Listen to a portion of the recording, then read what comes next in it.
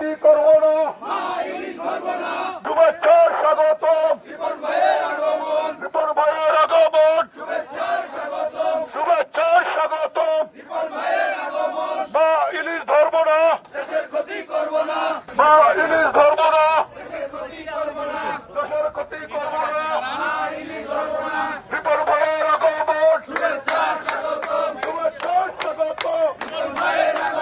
রিপন ভাইয়ের আগমন, শুভেচ্ছার স্বাগত। দেশের ক্ষতি করব না, মা ইলিশ ধরব না, দেশের ক্ষতি করব না, মা ইলিশ ধরব না, মা ইলিশ ধরব না, দেশের ক্ষতি করব না, দেশের ক্ষতি করব না, মা ইলিশ ধরব না। সরকারি আইন মেনে চলবো এবং আমরা মা ইলিশ নিধন করব না।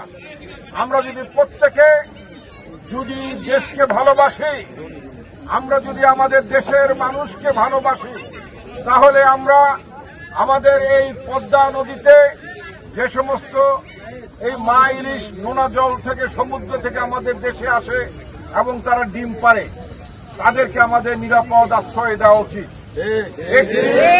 একটি মা ইলিশ থেকে 22 লক্ষ ডিম আসে।